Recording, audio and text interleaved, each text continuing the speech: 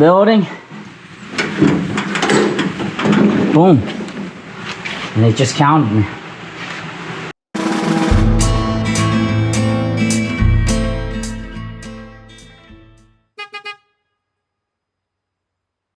Hey, it's Jason. Thanks for tuning in. I'm up here with a super cool project in addition.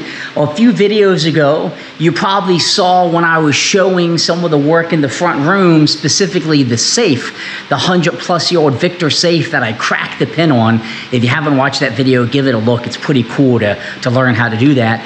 I pointed to the door in the main room and I said, stay tuned. I'm gonna have a really cool project slash item I'm going to be putting there, and it's in the old Chevy Colorado.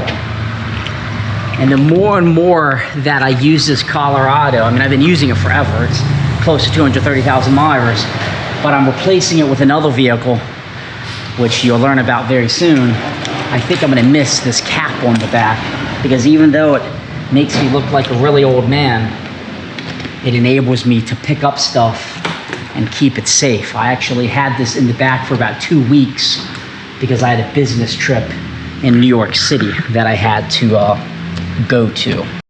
So I'm sure you're on the edge of your seat to see what this is. But it is a old 1950s Perry functioning turnstile. It is not that blue color. It is only that color because a local college was using it in a theater play, and that was a side you could see, and they wanted it that color.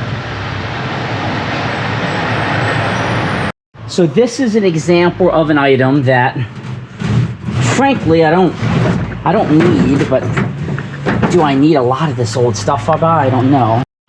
I don't think I do, but I like preservation, history, and the story behind it. 5,093 people have entered. I don't have the key. I'll have to get a key for it. So this is a turnstile that would have been moved around. Think of stadiums or anything where you're trying to control the flow of people. And Perry turnstiles I see them easily go unrestored for $400 to $500. It's a bit of a way for people to reflect back on simpler times, or maybe when they were growing up or when they were teenagers. And, that old sound brings back a lot of memories for people.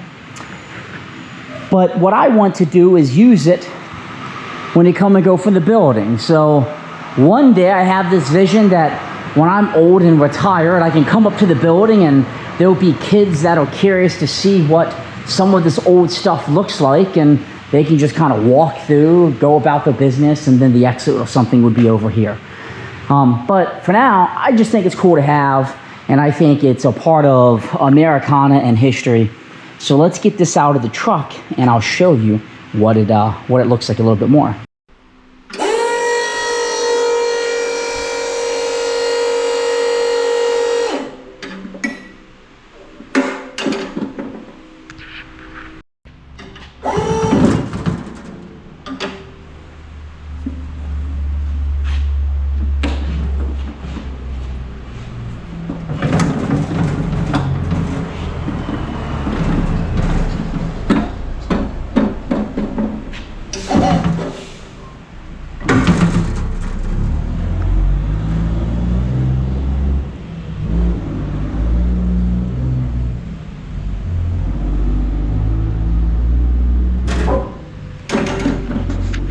So as I understand it, this one's from the 1950s, but the origins of a turnstile, they go back to the first millennium, England.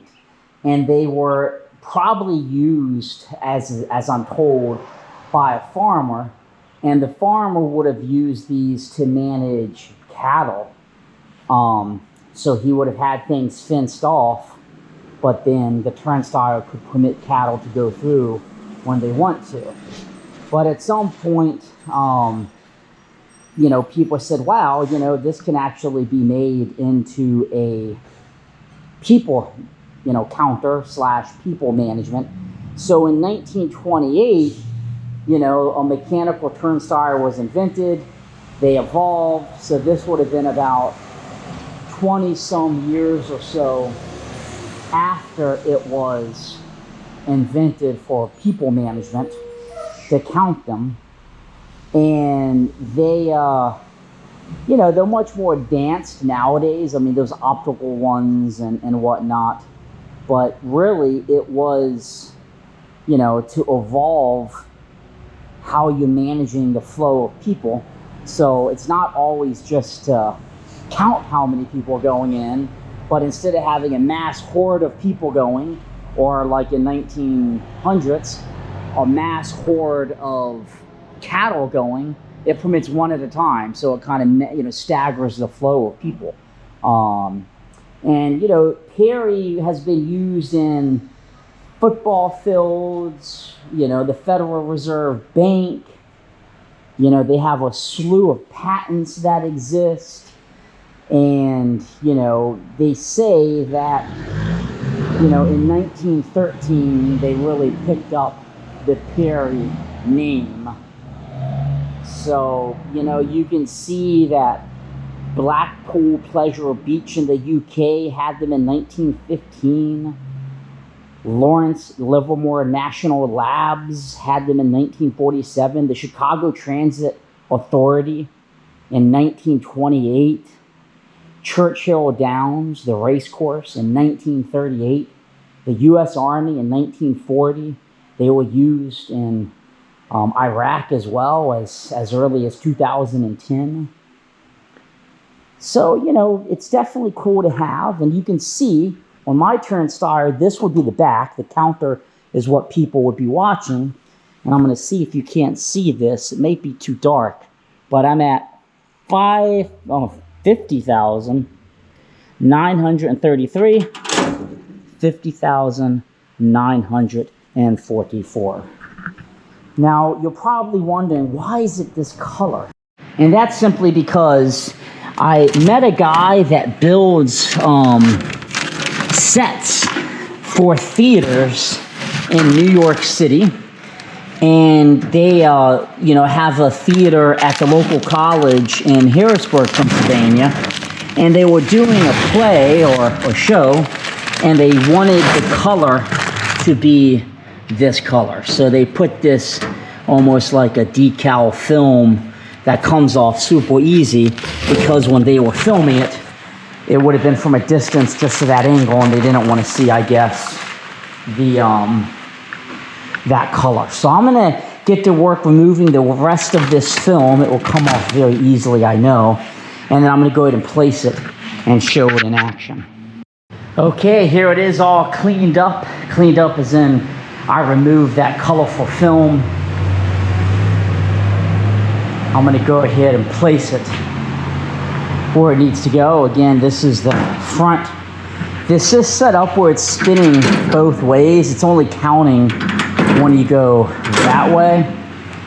And I'm told you need the key, and you can lock it in position. So like you could make it where you couldn't come back out once you go in. However, I like it going both ways because that's the primary entry and exit point unless you go through the garages. So let me get this bad boy in place. Okay, I have it set up in the front room. Clearly this is just more of a novelty, you know, versus like truly keeping people in and out, because, you know, you can kind of walk through the side here. But you come into the building,